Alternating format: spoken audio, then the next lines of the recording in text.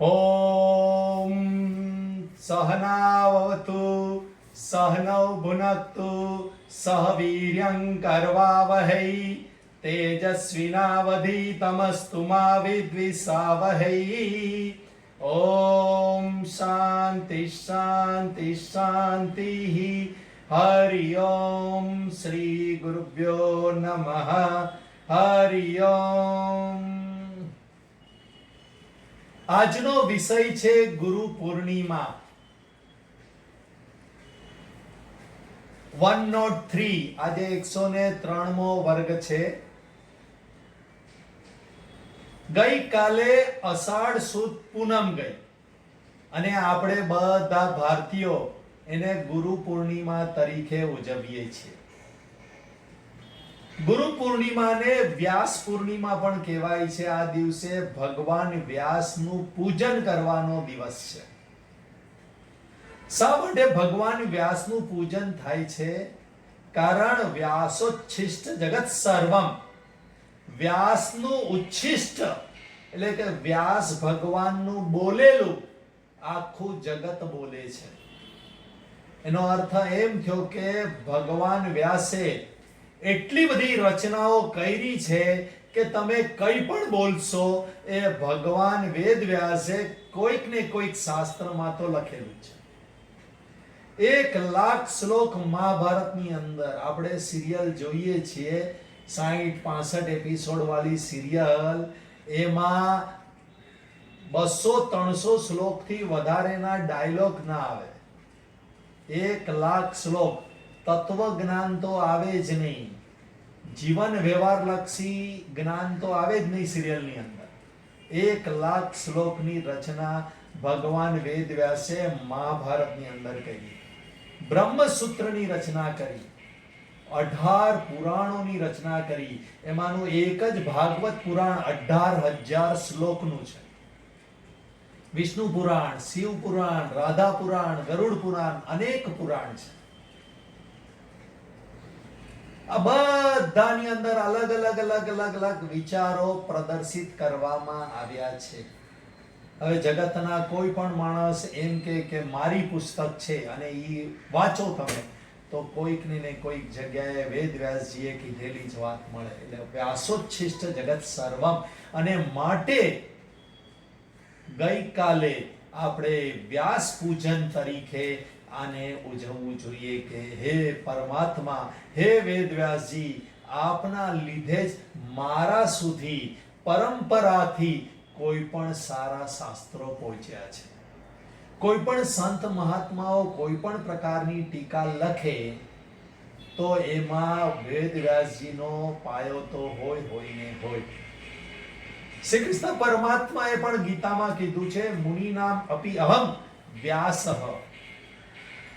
બધા મુનિઓમાં વેદ વ્યાસ એ હું જ છું।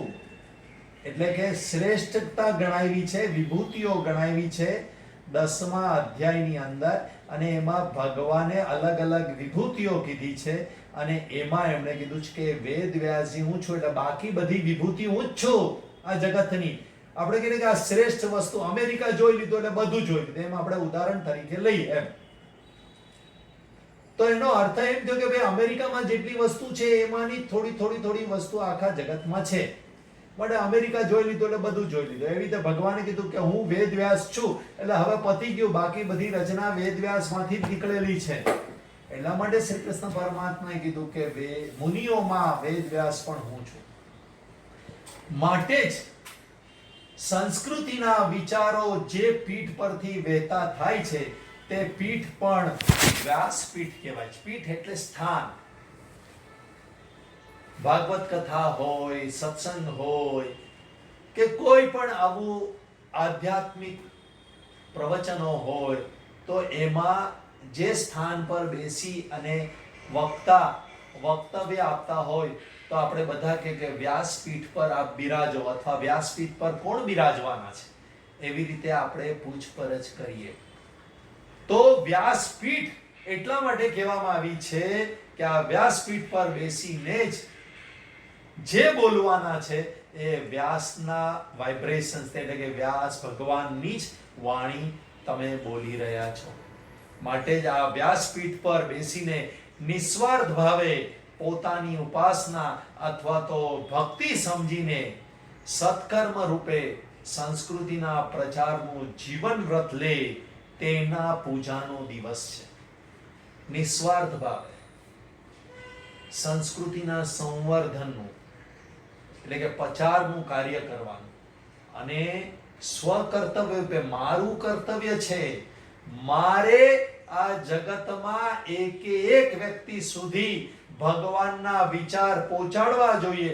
આ મારું કર્તવ્ય છે. યજ્ઞ વખતે 5 યજ્ઞની વાત કરેલી, એમાં બ્રહ્મ યજ્ઞની વાત કરી અને મનુષ્ય યજ્ઞની વાત કરી. આ 2 યજ્ઞની અંદર સંસ્કૃતિનું કાર્ય કરવાનો વિચારસરણી આવે છે કે બીજા મનુષ્યને મદદ કરવી એટલે સારા વિચાર આપવા, એ પણ મદદરૂપ છે. અને બ્રહ્મ યજ્ઞ એટલે અધ્યયન કરવું આપણે અને અધ્યાપન કરાવવું. એટલે સ્વકર્તવ્ય સમજી ભક્તિ છે, હું ભક્તિ કરી રહ્યો છું, કોઈના પર ઉપકાર નથી કરી રહ્યો, ભગવાન પ્રત્યે મને પ્રેમ છે એટલે હું સત્સંગ કરાવું છું. આવા વિચારથી જ તમે વ્યાસપીઠ પર બેસવાને લાયક છો, એટલે કે સત્સંગ કરાવવાને લાયક છો. અને એ જ વ્યક્તિના પૂજાનો દિવસ એટલે જ વ્યાસ પૂર્ણિમા કે ગુરુ પૂર્ણિમા. આપણે પૂજા કરી અને કૃતકૃત્ય થવાનું કે ભાઈ જે વ્યક્તિએ મને આ આખું વર્ષ જ્ઞાન આપ્યું એની હું પૂજા કરી અને મારી જાતને ધન્ય સમજું છું. આને કહેવાય ગુરુ પૂર્ણિમા. પૂજા કરવા પાછળ બીજાનો અહંકાર વધારવાનો ભાવ નથી, અથવા તો હું શ્રેષ્ઠ છું એવો ભાવ પણ નથી. પરંતુ જે વ્યક્તિ જે પણ જગતમાં તમને મળે કે જે નિસ્વાર્થ ભાવે સત્સંગ કરાવે, પરમાત્મા તરફ લઈ જાય, સંસ્કૃતિને બચાવવાનું કાર્ય કરે, એ બધા જ ગુરુ છે. પછી એમાં માતા પણ આવી શકે, નિશાળના શિક્ષક પણ આવી શકે, પિતા પણ આવી શકે, કોઈક ધર્મનું જ્ઞાન આપનાર ગુરુ પણ આવી શકે, કે આધ્યાત્મનું જ્ઞાન આપનાર ગુરુ પણ આવી શકે. કોઈ પણ આવી શકે જે સંસ્કૃતિ માટે તમને સારા સંસ્કાર પ્રાપ્ત થાય એના માટે જે પણ વાક્યો બોલે એ તમારા માટે ગુરુ સમાન છે. પછી માતા પણ બોલતી હોય સંસ્કાર આપવામાં, પિતા પણ બોલતા હોય, શિક્ષક પણ કે બહુ તોફાન કરે છે, તને બહાર બેસાડો, પછી આજ પછી તારે તોફાન કરવાનું નહીં, કાં તો પહેલી બેન્ચ પર બેસ, છેલ્લી બેન્ચ પર બેસ, કઈ પણ. તમારી ને મારી અંદર સંસ્કાર આપનાર જે પણ વ્યક્તિ છે એના પૂજાનો દિવસ છે. તીર્થ નહાએ એક ફલ, તીર્થ નહાએ એક ફલ, સંત મિલે ફલ 4, સદગુરુ મિલે અનેક ફલ, કહે કબીર વિચાર. કબીર કહે છે વિચાર કર. એ જમાનામાં પણ તીર્થયાત્રાનું ખૂબ મહાત્મ્ય હતું. લોકોની ઉંમર થાય એટલે 4 ધામની યાત્રામાં નીકળી જાય, તીર્થયાત્રા કરવા નીકળી જાય. પંઢરપુરની યાત્રા, નાસિકની યાત્રાઓ, શ્રીનાથજીની યાત્રાઓ વગેરે વગેરે વગેરે અનંત યાત્રાઓ કરવા નીકળી જાય. તો કબીરે કીધું કે તીર્થ નહાએ એક ફલ, તીર્થ નાહ્યો અને ફળ મળી ગયું. સંત મિલે ફલ 4, કોઈક સારો માણસ મળે, 2 વાક્ય સારા કહેતું હોય, કોઈ ઉપદેશ આપનાર મળે તો સમજવાનું કે આપણા જીવનનો 4 ગણો લાભ થઈ ગયો. સદગુરુ મિલે અનેક ફલ, સદગુરુ એને જ કહેવાય સતગુરુ. સત શબ્દનો અર્થ થાય છે પરમાત્મા. પરમાત્મા તરફ લઈ જનાર જે કોઈ પણ હોય એ સદગુરુ છે.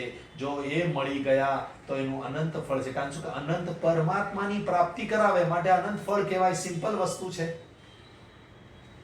ધર્મ તરફ લઈ જશે, સંસ્કાર તરફ લઈ જનારા ઘણા બધા હશે, પરંતુ પરમાત્મા તરફ લઈ જનારા, આત્મજ્ઞાન તરફ લઈ જનારા બહુ ઓછા મળશે. અને માટે જ કબીરે કહ્યું કે સતગુરુ, સત તરફ લઈ જનાર જે વ્યક્તિ હોય એને સદગુરુ કહેવાય. પરંતુ આવા સદગુરુ મળવા કળિયુગમાં અઘરા છે. વાર્તા નંબર 1. એકવાર એક સાધક કોઈ તીર્થ સ્થાનમાં સંસારથી કંટાળી ગયો અને તીર્થ સ્થાનમાં ગયો અને એને જોયું કે બહુ મોટો આશ્રમ છે, બસ અહીંયા જઈશ ને એટલે મને શાંતિ મળી જશે. ગયો આશ્રમમાં, પૂછ્યું કે ભાઈ અહીંયા આગળ મુખ્ય માણસ કોણ છે? તો કે અમારા ગુરુજી છે, મળો તમે. ગુરુજીને જઈને મળ્યા.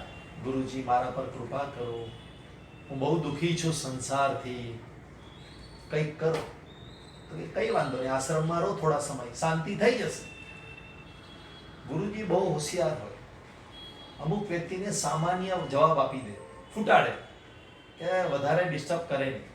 સંસારથી દુઃખી થઈને આવેલો માણસ પરમાત્મા માટે નથી આવ્યો. સંસારથી દુઃખ પડે છે એટલે ટેમ્પરરી શાંતિ મેળવવા આવ્યો છે. એટલે એને કીધું કે જાઓ આશ્રમમાં રહો તમે થોડો સમય, એમને રહો, તમારે કઈ પૈસા, પહેલાના જમાનાના આશ્રમ તો એમને જ ગુરુઓ કહી દેતા રહો આશ્રમમાં, કોઈ પૈસા બુકિંગ કઈ કરાવવાનું ન હોય. જે પણ લોકો આવે એને રાખવાના, ખાય પીએ અને સત્સંગ કરે.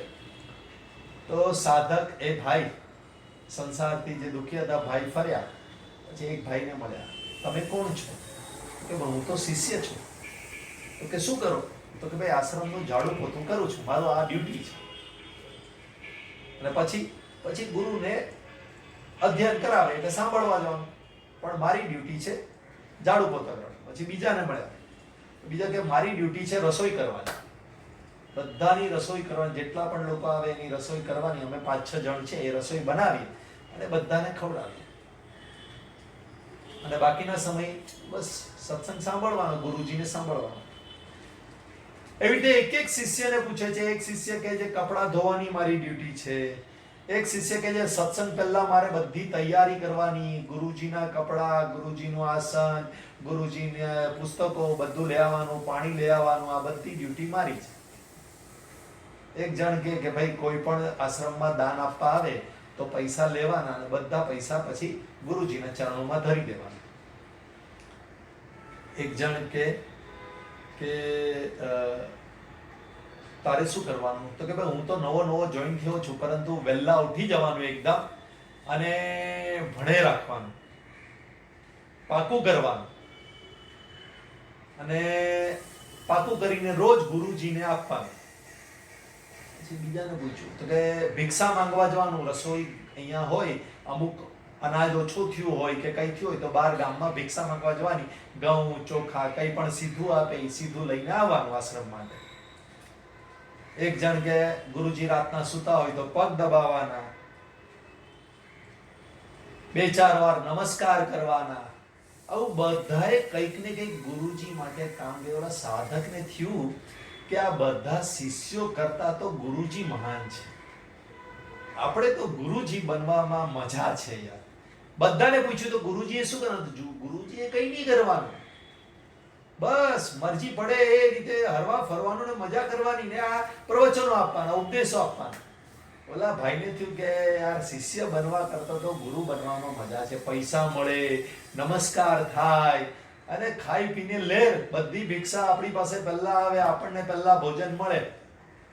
એટલે પાછો ગુરુજી પાસે ગયો અને ગુરુજીને કીધું કે એક કામ કરો, હું રહીશ આશ્રમમાં, પરંતુ मेरे को छोटे मोटे गुरुजी बना दीजिए. ये शिष्य बनने में कोई मजा नहीं है, गुरु बनने में मजा है. આજના જમાનાના મોટે ભાગના લોકો તમને સંસારમાં એવા જોવા મળશે કે એને બીજાના ગુરુ બનવું છે, શ્રેષ્ઠ બનવું છે, લીડર બનવું છે, અને કઈ કામ નથી કરવું, બીજા લોકો કામ કરે અને આપણે લાભ લેવો છે. એવી રીતે આપણે મહેનત નથી કરવાની, બધા મહેનત કરે આપણા માટે અને આપણે સીટ પર જઈને બેસી જવાનું, પૈસા ભેગા કરવાના, આશ્રમો બીજા બનાવે ને આપણે એના શેઠ બની જવાનું. બસ આ જ વસ્તુ આજના કળિયુગમાં જોવા મળશે. સાચા ગુરુજી જોવા ઓછા મળશે. એને નમસ્કાર અને પૈસા સાથે મતલબ હોય છે, અને માટે જ કળિયુગમાં સદગુરુ મળવા આગ્રહ છે. સંસ્કૃતમાં એક શ્લોક પણ છે, ગુરવઃ બહવ સંતિ, ગુરવઃ બહવ સંતિ, શિષ્ય વિત્તાપહારકા, શિષ્યા વિત્તાપહારકા, ક્વચિત દ્રશ્યતે તત્ર શિષ્ય ચિત્તાપહારકા. વિત્તનું હરણ કરનારા, વિત્ત એટલે પૈસો, શિષ્યના વિત્તનું હરણ કરનારા, શિષ્યના પૈસાનું હરણ કરનારા ગુરુઓ ઘણા મળશે, પરંતુ શિષ્યના જીવનને બદલાવી નાખનારા, હૃદય પલટાવી નાખનારા, તેમની આંખોમાં તેજ અને બુદ્ધિમાં ખુમારી નિર્માણ કરનારા, તેમને જે સ્થાન પર છે એનાથી ઉપર ઉઠાવનારા, તેના ચિત્તનું હરણ કરનારા ગુરુ ખૂબ દુર્લભ છે. વિત્તનું હરણ કરનારા હશે, ચિત્તનું હરણ કરનારા ખૂબ દુર્લભ છે. કે બીજાના મનને ખેંચી લેનારા, કે એના મનની અંદર જઈ અને એના બધા દોષોને બહાર કાઢી અને સાફસૂફી કરનારા ગુરુ બહુ ઓછા મળશે. પૈસો ભેગો કરનારા, મંદિરો બનાવનારા, આશ્રમો બનાવનારા ઘણા બધા ગુરુઓ મળશે. આમ હૃદય પરિવર્તન કરનારા સદગુરુ છે. બીજાના હૃદયની અંદરનું પરિવર્તન કરી બતાડે એ જ સદગુરુ છે. માટે તાત્વિક રીતે તો હવે આવા ગુરુ કળિયુગમાં મળવા અઘરા છે. તો હવે શાસ્ત્ર કે જે તત્વની દ્રષ્ટિએ ગુરુ બહાર છે જ નહીં. તત્વની દ્રષ્ટિએ જગત ગુરુ જ એક છે. કૃષ્ણમ વંદે જગત ગુરુ. અને એ જગત ગુરુ ક્યાં છે? તો કે તત્વની દ્રષ્ટિએ તો તમારી અંદર જ છે. એટલે અંતરાત્મા જ સાચો ગુરુ છે, તમારો, મારો, બધાનો. અને એ હંમેશા આપણને ગુરુ બનીને ઉપદેશ પણ આપે છે, સારા રસ્તે ચાલવાનું માર્ગદર્શન આપે છે. અત્યારે તમને બધાને અત્યારે 81 જણ છે, 81 જણ છે, એને માર્ગદર્શન આપનાર પણ અંતરામી. કાલે 96 જણ હતા. 15 જણને અંતર્યામીએ અંદરથી માર્ગદર્શન આપ્યું, પરંતુ એમણે પકડ્યું નહીં, ગુરુ બનાવ્યા નહીં એમને. અને માટે ગુરુ તો અંદર જ છે, જે તમને પ્રેરણા કરે. 4:50 થઈ ગઈ, બેસી જાઓ, ચલો જલ્દી સત્સંગમાં. પછી સત્સંગ થઈ જાય, અરે નોટ્સ લખવાની છે, પછી રાતના ધ્યાન કરવાનું છે, પછી સવારે ઉઠીને ધ્યાન કરવાનું છે, વાંચન કરવાનું છે, પૂજા પાઠ કરવાની. આ બધી પ્રેરણા કોણ આપે છે? અંતર્યામી. અત્યારે તો તમે બધા ઘરમાં છો, કદાચ કોઈ તમે ગુરુ માન્યા હશે તોય તમારી પાસે તો છે નહીં કોઈ ગુરુ. તમે કોઈ આશ્રમમાં નથી, કોઈ જગ્યાએ નથી, તો એ અંદરથી જ પ્રેરણા થાય છે. એટલે તત્વની દ્રષ્ટિએ, શાસ્ત્રની દ્રષ્ટિએ ગુરુ તો અંતર્યામી જ છે. તો શું થાય છે? પરંતુ જ્યાં સુધી તમારી સમસ્યાનો સ્પષ્ટ ઉત્તર અંદરથી ન મળે ત્યાં સુધી તે માર્ગના કોઈક ભોમિયાને જઈને માર્ગદર્શન માટે પૂછો. ભોમિયા એટલે એ માર્ગ બતાડનાર હોશિયાર માણસને જઈને પૂછવાનું કે ભાઈ અંતર આત્માનો અવાજ સાંભળવો કેવી રીતે? ગુરુ એક જ છે, જગત ગુરુ જે અંદર છે, પરંતુ અંદર તમે પહોંચી નથી શકતા, અથવા તો તમારી સમસ્યા નો નિકાલ અંદરથી મળે છે, પરંતુ તમારું મન, તમારા કાન એને સાંભળી નથી શકતા. આવરણો ઘણા બધા આવી ગયા છે. તો કરવું શું? સમસ્યામાં રહેવું નહીં. કોઈક ભોમિયો એટલે માર્ગદર્શન આપનાર, એને જઈને પૂછવાનું કે ભાઈ આ મારી સમસ્યાનું નિવારણ શું છે? અને તમે જોજો, હંમેશા તમે કોઈને જઈને તમારી સમસ્યા પૂછી હશે ને એનો જવાબ જોશો ને, તમને એમ જ લાગશે, અરે યાર આ જવાબ તો મને ખબર હતી, મને અંદરથી ખબર હતી આ જવાબ. કેવી રીતે ખબર હતી? અંદરથી તો 1, 2 વાર, 5 વાર અવાજ આવેલો છે, આમ નહીં કર, આમ કર, આમ નહીં કર, આમ કર, પણ તમે સાંભળ્યો નહીં. એટલે હવે તમને તમારી સમસ્યાનું નિવારણ થયું નહીં. એટલે સમસ્યા તમે પૂછવા બીજા ભોમિયા પાસે જાઓ છો, અને એ જો સાચો ઉપદેશક હશે તો એ પૈસા કલેક્શન, હા આવો તમે મારા આશ્રમમાં રહો, તમે ફીસ ભરજો, આટલી ફીસ છે, અમારી શિબિરમાં આવો, આટલા રૂપિયા છે, પછી વાત કરીએ. આવું નહીં કરશે. સીધો જવાબ આપશે તમને. કારણ તમે સમસ્યા લઈને આવ્યા છો, એ તમારું અંદરનો અંતર્યામી સમસ્યા લઈને આવ્યો. સમસ્યા પણ તમે પૂછો ને એ અંતર્યામીની પ્રેરણાથી પૂછો છો. તો જ્યારે અંદરનો અંતર્યામી, કોઈકની અંદરનો અંતર્યામી, મારી અંદરનો કે કોઈ સંત મહાત્માની અંદરનો અંતર્યામી, જો એ વ્યક્તિ એમ માનતો હોય કે એક જ છે, તો આ જે પૂછે છે એ બીજો નથી, એ હું જ છું. તો તેના પ્રશ્નોનો જવાબ તરત આપવાનો હોય, એને ગોટે ન ચડાવવાનો હોય. એ આવ્યો છે તો બકરો બનાવી લેવાનો ન હોય.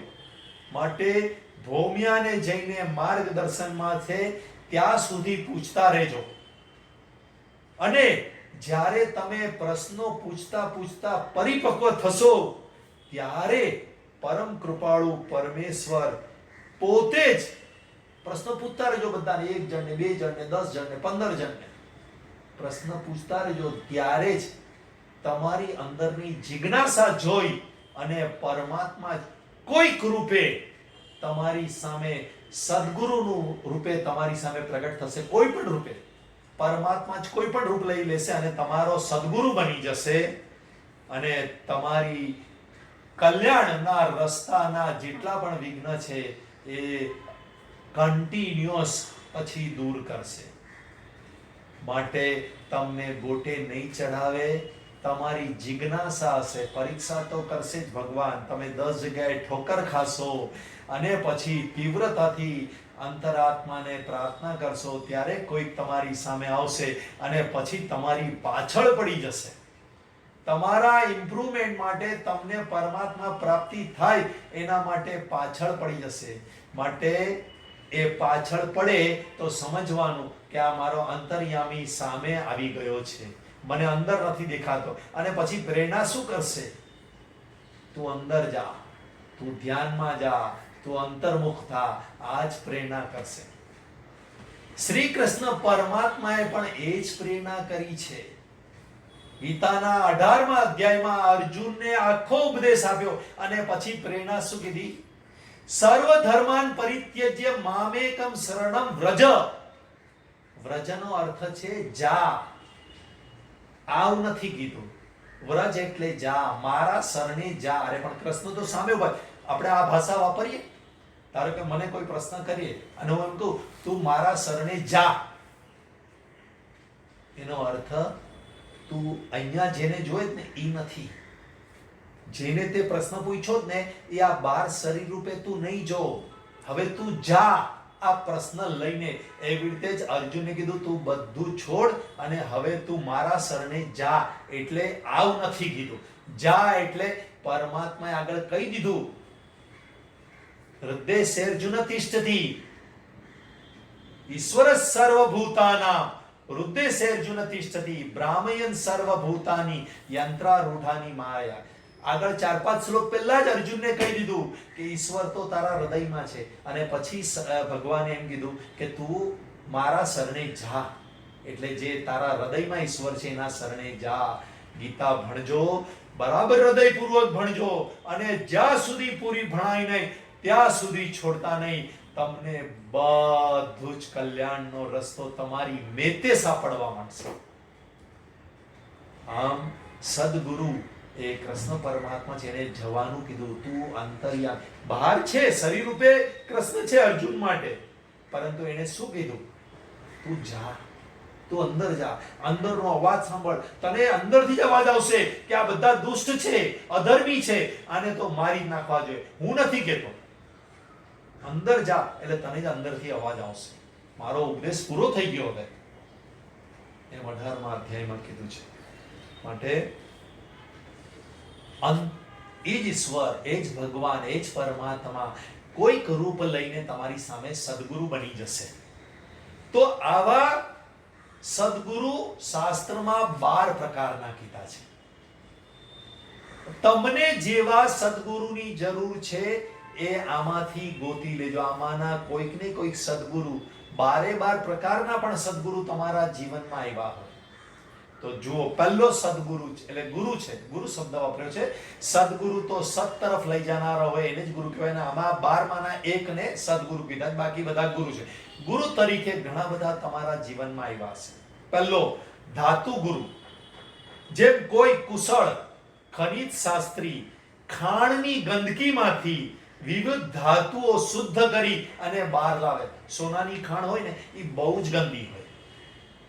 તમે અમુક પિક્ચરો જોયા હશે, કોલસાની ખાણ હોય, સોનાની ખાણ હોય, એકદમ ગંદી હોય. માણસ એમાં કામ કરનાર માણસ પણ એટલો બધો અશુદ્ધ હોય. એ ગંદકીમાંથી બહાર કાઢે, ધાતુઓ ગોતી ગોતીને કાઢે, એને શુદ્ધ બનાવે, એને કહેવાય આ ધાતુ કહેવાય. તેમ ગુરુ પાસે શિષ્ય વિના સંકોચે પોતાના દોષ કહે, અશુદ્ધિ કહે, જાય ગુરુ પાસે અને પોતાના દોષ કહે. તેને ખાતરી હોય છે કે ગુરુને હું દોષ કહીશ ને તો પણ હું તેમની નજરમાંથી ઉતરી જઈશ નહીં. આપણે કોઈને દોષ કેમ નથી કહેતા? અરે યાર, એ સામેવાળો વિચારશે શું? યાર, મારે જૂઠું બોલવાનું તો મારા અંદરથી સ્વભાવ જતો જ નથી, બહુ વાતે જૂઠું બોલું. આવું કોઈ દિવસ કોઈને આપણે કહીએ નહીં. કેમ? આપણને ડર હોય કે આપણે એની સામે ઉતરી જઈશું. તો એને શિષ્યને વિશ્વાસ હોય છે કે હું આની નજરમાંથી ઉતરી જઈશ નહીં. તેમજ તે મારા દોષોનો ગેરલાભ પણ ઉઠાવશે નહીં. તમે કોઈકને કંઈક કહો તો એ વ્યક્તિ તમારો ગેરલાભ પણ રહે. કોઈના સિક્રેટ્સ તમારા સિક્રેટ્સ કોઈને ખબર પડે, તમે તો શુભચિંતક બનીને કોઈને સિક્રેટ્સ કીધા હોય, પરંતુ એ તમારો ગેરલાભ પણ ઉઠાવે. પરંતુ આ શિષ્યને ખબર છે કે આ મારા ધાતુ ગુરુ છે, આ મારા દોષોને, મારી નબળાઈઓને, મારી અંદરના સિક્રેટ્સને કોઈનો પણ કહીને ગેરલાભ નહીં લેશે. એવી જ રીતે જેમ કાદવમાં પડેલા બાળકને હાથ પકડીને માતા બહાર કાઢે, એને સાફ કાઢે છે, તેવી જ રીતે આવા ધાતુ ગુરુ બીજાના દોષ જો ઈ બોલે તો ઠીક છે, નહીતર સામેથી પણ કહે, પકડે ને, આ નહીં ચાલે, આ વસ્તુ ખોટી છે, તું નિંદા કરે છે, તું ખોટું બોલે છે, તું બધાને દુખી કરે છે, તને મેનેજમેન્ટ આવડતું નથી, વગેરે વગેરે. એના દોષો સીધા કહેશે અને સાફ કરે કે નહીં, આમ નહીં કર, આમ કર. એને કહેવાય ધાતુ ગુરુ, પહેલો ગુરુ. માટે તમારા દોષ કોઈને કહેતા હો તો પણ એના પર વિશ્વાસ રાખજો કે એ ધાતુ ગુરુ છે, અથવા તો કોઈ તમને દોષ દેખાડે તો પણ સમજજો કે એ ધાતુ ગુરુ છે. બીજો, ચંદન ગુરુ. ચંદન ગુરુ એટલે ચંદન શું કરે કે એના સંગમાં આવનારને એની સુગંધ આપી દે. બીજું કામ, ચંદનને ઘસીએ ને તો પોતે ખલાસ થઈ જાય, પરંતુ જગત માટે સુગંધ અને ચંદન મુકતું જાય. તેવી જ રીતે આ ચંદન ગુરુ ના સમાગમમાં તમે આવો તો તમારી અંદર પણ સુગંધ આવી જાય, એટલે કે સત્કર્મની સુગંધ, સદગુણોની સુગંધો આવી જાય. તમે એવા ગુરુને જુઓ ને તો તમને અંદરથી જ મન થાય મારે આના જેવા બનવું છે. કેવી રીતે એવું મન થયું? તો કે એ ગુરુની સુગંધ તમારા સુધી આવી. નહીં યાર, આવું જીવન તો બહુ સારું છે, આ સદગુણો એમનો બહુ ગમ્યો મને. એમને કીધું નથી તમને, પરંતુ તમે એની સુવાસ પકડી લીધી. બીજું, ચંદન જેવી રીતે ઘસાય એવી રીતે આ ગુરુ સત્કર્મ કરવામાં પોતાની જાતને ઘસી નાખે, પરંતુ લોકોના જીવનનું કલ્યાણ કરે. આ જગતમાંથી જાય તો લોકો એને યાદ રાખે. આપણે વેદવ્યાસજીને આજે યાદ કરીએ છીએ. એમણે એમનું આખું જીવન શાસ્ત્રની રચના કરવામાં ખપાવી નાખ્યું અને આપણા બધા માટે આ સુગંધ મૂકીને ગયા. પુરાણો, મહાભારત, બ્રહ્મસૂત્ર, આ બધાની સુગંધ મૂકીને ગયા. આજે પણ આપણે એની પાસે, આ બધા શાસ્ત્રો પાસે જઈ અને વેદવ્યાસજીની સુગંધ માણીએ છીએ. ત્રીજા ગુરુ, વિચાર ગુરુ. આ ગુરુ મળવા બહુ દુષ્કર છે. કળિયુગમાં આ ગુરુ મળવા બહુ દુષ્કર છે. વિચાર એટલે બ્રહ્મ વિચાર આપનાર ગુરુ. લોકો એમ જ વિચાર, આપણે શું પડી છે. સામાન્ય વ્યવહારમાં પણ કોઈની દીકરી ખરાબ રસ્તે જતી હોય, કોઈનો દીકરો ખરાબ જતો, આપણે શું પડી? ઉલટાના નિંદા કરશે દીકરા કે દીકરીઓની. આપણે શું પડી છે? સારા વિચાર કોઈને પકડવા, બેટા ખોટું છે, આવું ન કરાય, આમ ન કરાય, આ સામાન્ય વાત કરી. અહીંયા આગળ વિચાર ગુરુ એટલે પરમાત્માના વિચાર આપનાર.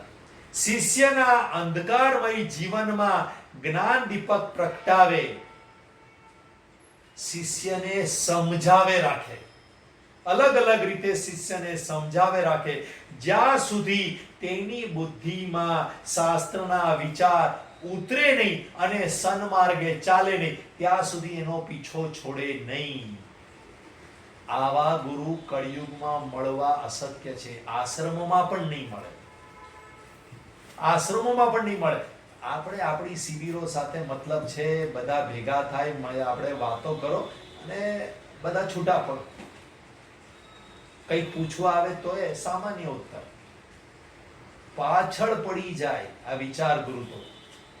સમજાવટ એની અંદર ધૈર્ય ખૂટ હોય છે, ધીરજ ખૂબ હોય.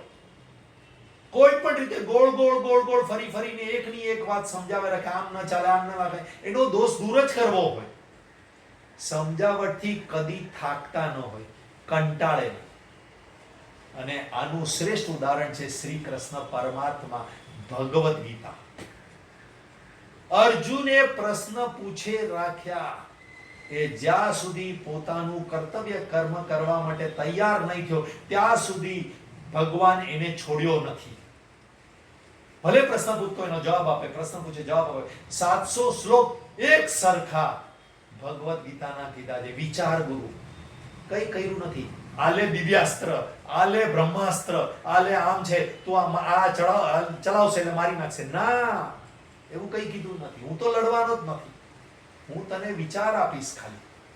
અને એ પણ છોડ્યો નથી. એક જ શિષ્ય, ભગવાને એક જ શિષ્ય કર્યો અને એ પણ શ્રેષ્ઠ. સંસારમાં ગુરુઓને બહુ લિમિટેડ શિષ્ય મળે, 1 2 4 5. શંકરાચાર્યજીને 4 જ મળેલા, પરંતુ એને બરાબર ટપારીને એવો શિષ્ય, એવો શિષ્યને એવો બનાવી નાખે કે એ શ્રેષ્ઠ ગુરુ બની જાય. ચોથું, અનુગ્રહ ગુરુ. જેમ અપંગ બાળકને માં પોતાની કેડમાં લઈ અને પર્વત ચડે, બાળકને કોઈ પરિશ્રમ જ ન પડે, એને કહેવાય અનુગ્રહ ગુરુ. નહીં, આ વ્યક્તિ ચાલી શકે એમ નથી, આ પરમાત્માના રસ્તે ચાલી શકે એમ નથી, અઘરો રસ્તો. મને ખબર જ નહીં, ગુરુને ખબર હોય બહુ અઘરો રસ્તો છે, મારે એને ઉચકી લેવો પડશે. એના માટે શાસ્ત્ર અને જ્ઞાન એકદમ સહેલું કરી દે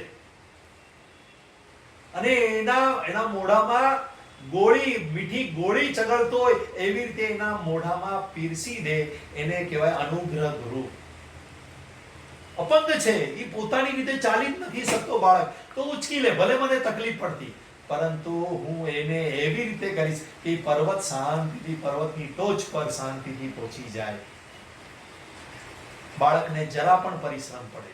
પાંચમો ગુરુ, પારસ ગુરુ. સ્પર્શ માત્રથી શિષ્યના જીવનમાં મહાન પરિવર્તન લાવી દે. ગુરુનો સ્પર્શ થતા જ ગુરુની બધી શક્તિ શિષ્યમાં સંક્રમિત થઈ જાય, એટલે ટ્રાન્સફર થઈ જાય. એને શક્તિપાત કહેવાય છે. પરંતુ શક્તિપાત ઝીલનારા અધિકારી બનતા વર્ષો લાગે, અને માટે જ આજના જમાનામાં કોઈ પણ ગુરુ શક્તિપાત કરી શકતા નથી, દિવ્યતાનું સંક્રમણ કરી શકતા નથી. છઠ્ઠો ગુરુ, કૂર્મ ગુરુ, કાચબો. કાચબી જેમ નદીની અંદર રહી અને મીઠી નજરથી પોતાના ઈંડાઓ જે જમીન પર બહાર નદી કિનારે પડેલા એનું સેવન કરે, એવી રીતે જ ગુરુની મધુર દ્રષ્ટિથી ખાલી જુએ, એ જોવાથી જ શિષ્યમાં પ્રેમ શક્તિ, તેજસ્વીતા અને દોડવાની શક્તિ નિર્માણ થઈ જાય. એને કહેવાય કૂર્મ ગુરુ. ખાલી જુએ ને એટલે સમજ પડી જાય કે નહીં, આ કામ મારે કરવું પડશે, મારી સામે જોયું છે એટલે મારે જ કરવાનું છે. આ કૂર્મ, અને મારા જ લાયક આ કામ છે ને મારું આમાં કલ્યાણ છે. એને કહેવાય કૂર્મ ગુરુ, કે જોવાથી શિષ્યની અંદર પરિવર્તન આવી જાય. સાતમા ગુરુ, ચંદ્ર ગુરુ. ઉપર દૂર છે, પરંતુ કેટલો દૂર છે ચંદ્ર, અને છતાં પણ આપણને શીતળતા અને શાંતિ આપે. એવી રીતે ગુરુ ગમે ત્યાં હોય, પરંતુ એના મનની અંદર આપણા પ્રત્યેની શાંતિ અને શીતળતા હોય. આપણે કહીએ ને વાઇબ્રેશન સારા મોકલો બીજાને. આ અહીંયા આગળ ચંદ્ર ગુરુ આવું કરે કે નહીં, એનું સારું થશે, એનું કલ્યાણ, ભલે મારું ગુરુ કર્યું એનું કલ્યાણ થશે. આને કહેવાય ચંદ્ર ગુરુ.